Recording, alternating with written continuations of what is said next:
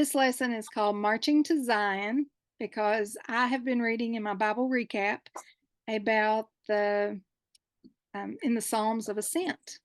And I guess I've seen Psalms of Ascent, and when I've read them, one of the Psalms of Ascent is a portion of it, Psalm 121. I have a memory of my grandmother sitting on the front porch with me in her porch swing and teaching me, I will lift up my eyes unto the hills, from whence cometh my help. My help cometh from the Lord, the maker of heaven and earth.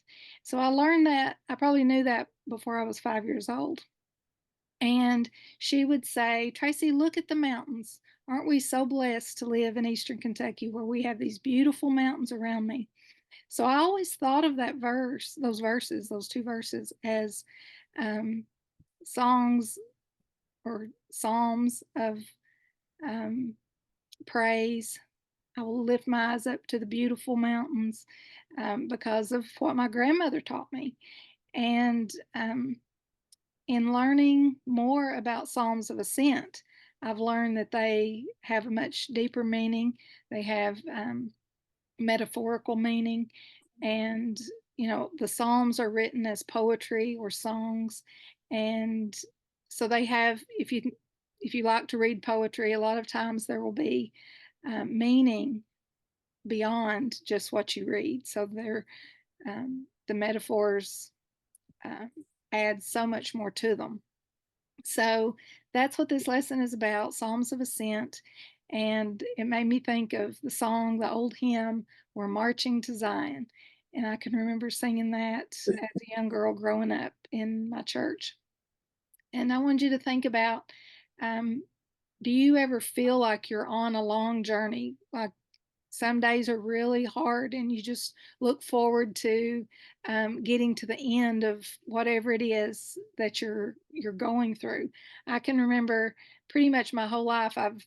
When I look back, I feel like I wish my life away. I couldn't wait to get to the next grade in school, or I couldn't wait to get to high school, and then I couldn't wait to get to college, then I couldn't wait to get a career, and then you look forward to retirement. And then when you look back on all of that, you think, did I really enjoy and savor the place where I was? And so life is a long journey. It's a pilgrimage. And as we go along, we get tired of the routine or the hard times that we go through. And so the Israelites made these long trips from their home, um, wherever their tribe lived, to Jerusalem 3 times a year. And they did this um, for the festivals, which I'll talk about in a moment. And they would offer sacrifices. And the furthest tribe away, it's estimated that they may have had to walk 15 days one way to get to Jerusalem from where they lived. And if you think about a 15-day journey, um, probably mostly by foot, they may have had an animal that helped, but just having a donkey or something that helped probably didn't um, prevent it from being a hard journey. And I thought about um, the Appalachian Trail. Just today, I was reading a little thing on my phone, and it talked about one of the first women. Well, this lady was the first woman to hike the full Appalachian Trail. And she just told her family she was going to go for a walk and didn't come back. Her kids were grown, and she went in her kids' tennis shoes because she didn't have hiking shoes, and she didn't have it told 3 or 4 things she took with her. One was a piece of plastic sheeting. She took a blanket and you know uh, maybe 1 or 2 other things. And along the way, she was surprised that it was not like she had read. She was expecting there to be little bunkhouses along the way. And when she came to those bunkhouses, they were not in good condition. Some of them had been burned down, some of them were just a place that she felt scared to go in. So she preferred to sleep outside, and she expected there to be a path, and a lot of times she was in weeds up to her ears, and there was rocky terrain, and in places the trail was so washed out she didn't even know which way to go. So that was before GPS, that was before um, telephones and all of those things that would have helped her along the way. So when we think about the Israelites, we're going back even beyond, many, many years before this lady tried to make such a hike. And so think about the sandals they wore. They certainly didn't have, hiking shoes. They didn't have a Stanley thermos to keep their cold drink. They didn't have the fans with the water spritzers, Chick-fil-A's along the way to stop and get something to eat. And you think about the the strenuous journey that would have been, the days of walking, the days of the nights of sleeping out under the stars, going around these rocks, not knowing if you're going to bump into a snake or some other dangerous predator, or maybe even thieves and robbers who would lay in wait as these people were going on these trips. And so it was a strenuous, strenuous journey. And so the Psalms of Ascent, um, this is the definition when I just looked it up. The Psalms of Ascent, also known as pilgrim songs, are a collection of psalms in the Bible that are numbered 120 through 134. So Psalm 120, 121, all the way through 134 are the collection of these Psalms of Ascent.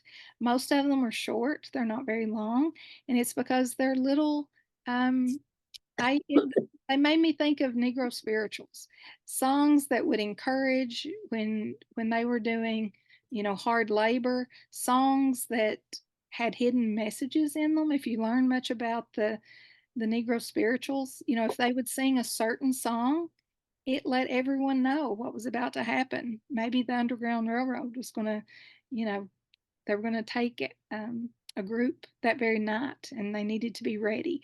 And so I think of these Psalms as Ascent in much of the same way. They had meaning that would encourage and um, just reinforce what these people needed to remember about God as they went on this long trip. And the Psalms were attributed to four kings, with David writing Psalms 122, 124, 131, and 133, Solomon writing Psalm 127, and the remaining 10 being anonymous. So the Psalms are also called gradual Psalms, songs of degrees, and songs of steps. So if you hear any of those, it's referring to these 14 books. And these songs were sung by the Jews as they made their journey or their pilgrimage, if you think about a pilgrimage, to worship at the temple in Jerusalem during the 3 annual feasts. So this happened at the Passover, the festival of Passover, the festival of Pentecost, and the festival of Booths, which is also called Tabernacles. They were sung by priests and Levites as they walked up the steps to the temple. So one thing, I listened to some different Bible teachers talking about the Psalms of Ascent, and some said that there's some debate as to whether these were sung by the priests and Levites as they walked up. I think it was 15 steps to get to the temple, or if it was actually sung by the Jews. I like to think that it was probably by both, but they indicate a spiritual going up the Jews were expected to make as they grew in their faith. So, as we grow up in our faith, as we go along our pilgrimage or our journey of life, we need to be reminded, just like they did. And these Psalms encourage us in different ways. And I found this little drawing that someone had on the internet, Psalms of Ascent, and 120 through 122. This person says are vision, because I lift up my eyes to the hills. That's 121, like I was referring to. Confidence, 123 through 125. He cannot be shaken, but endures forever. They can be sung for enjoyment, 126 through 128. The Lord has done great things for us. To be reminded of their blessings, 129 through 131. I have stilled and quieted my soul. And then to propel us into ministry, to encourage us to be ministers, 132 through 134. All you servants of the Lord who minister in the house of the Lord. And then it reminds us that God is with us. It reminds us of His presence. These songs, God made a way for us to come into His very presence, and we don't have to wait 3 times a year to approach His temple, and that is a wonderful thing. And it's also a reminder to us that we have hymns that encourage us in our faith, but we can also learn to look to these Psalms of Ascent when we want this kind of encouragement. They're short, they're easy to remember. I think you should, my plan is to read through them. I'm doing that through the Bible recap, and find 1 or 2 that just really speak to me and encourage me, and I'm going to learn those. And one thing I wanted you to see is Psalm 121 here, where it's in blue. That's a link that will take you to an online version of Psalm 121 that has been put to music. And every word is not word for word, but it captures the essence of the psalm, and it is to music. And I think it would be very easy to learn. You could just play it. And so I'll let you listen to that in just a moment. But it's poetry, and a lot of it's written metaphorically. So, for example, I will lift up mine eyes unto the hills, from whence cometh my help. And that's the way I learned it. This phrase is probably a reference to the hills where the temple was built, Mount Moriah, and the holy hill of Zion, where the Ark of the Covenant, the oracle, and the altars were. The hills could represent sickness, poverty, or hopeless situations, but Jesus is the hope in all. So when they were talking about lifting their eyes up to the hills, they were looking up toward Mount Zion, which is, I've also learned in my Bible recap, Jerusalem and Mount Zion are used interchangeably. And so when they were making this hike, they were going uphill. And so they were lifting their eyes up to the top of that hill, which was their final destination. But they're also looking up to God, because that's where their help comes from. And so when you read those, dig for those nuggets of truth that, where you can see the metaphors, and so that you can apply it.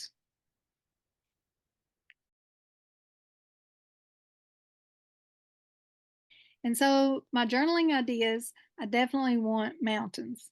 And so in this first picture, they just drew some mountains, and then they have some little boxes that they drew that looks like they maybe used a chalk pencil or some type of watercolor pencil, colored pencil, and drew it on there, and then softened the edges a little bit with some water. I think that's really neat, and you could write, maybe some scripture or some information about Psalms of Ascent. And then these whimsical mountains are just so much fun that I want to put those in my journal. And I like the way they did the lettering so that it came right down over top of the mountains. That's what I liked about this one. And then down here at the bottom, I like how they used the washi tape, layered the washi tape, and then wrote or stamped on top of that. And so the overarching theme of the Songs of Ascents is the very presence of God, being reminded that He's with us, He's our hope, He's our deliverer, He's our refuge. Those are the things that you'll hear over and over and over again when you read these Psalms of Ascent. And so I'm going to show you, I haven't done anything in my journal yet, but I'm going to give you an idea of what I plan to do. So first, I want to show you last week, because I failed to put a picture online because To be honest, I finished it today. I have had a lot going on, but I also took inspiration from Pam, the little house. I wasn't sure what to put over here. And then I had the letters and I just had this blank space. So I made a little pocket out of grass. You know how we do that, just put some glue around the edge. And then I had to pull the grass forward because otherwise my little house got stuck. And there is a YouTube junk journaler, a YouTuber that I love to watch her stuff. It's so creative. And one of her lessons was on how to make these little whimsical houses. And she literally just took scraps of paper that she had on her desk and started cutting them apart to make these little houses. And she put chimneys on them. One of hers had little ribbons sticking up that she had punched a hole and tied the ribbons to look like smoke. But I put a backing on it after I made the little house. I glued it to a piece of tea dyed or coffee dyed card paper from a file folder, glued it on, cut it out again, and then I sewed around it. And I started right there, so that's where my threads would be. So I sewed around, that gave me a back. And so on the front, I put Deuteronomy 6:9, and on the back, Isaiah 55:11. So those are my little reminders to have scripture all over my home. I think that lesson flows right into this one for this week of, you know, using his word to encourage us, using his word to remind us of our blessings and all that he's done for us. And so I wanted to be reminded about hymns, our old hymns, even the more contemporary songs. They can do some of that same thing, but nothing is living and powerful like God's word. So using those psalms is very important. But I'm going to put the hymn in here somewhere. And if you think, oh, you cut up an old hymnal, well, I find these at thrift shops and they're going to be thrown away if I don't rescue them. And so I feel like it's a rescue mission. I'm putting in my journal. I'm going to look back at it. So it's all good. And then she has to justify herself. so I have all these scraps of paper. She's cute. I'm going to just cut some mountains. I'm going to do it the same way I did that house. You know, they're little snow-capped mountains. So I will flip that around and cut it out.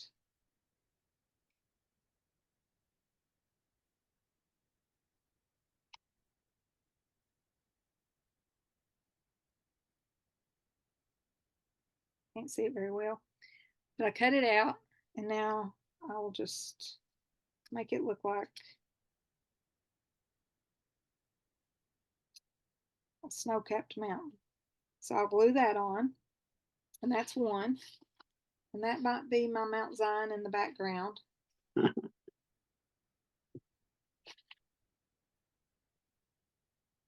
I want this to be very bright and whimsical. So I'll do another one the same way. I'll probably have 3 mountains.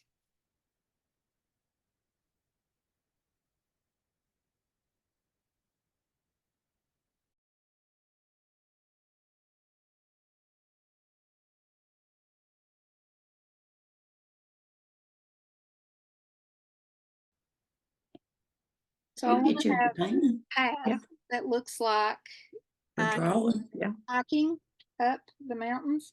So I will probably cut a little map.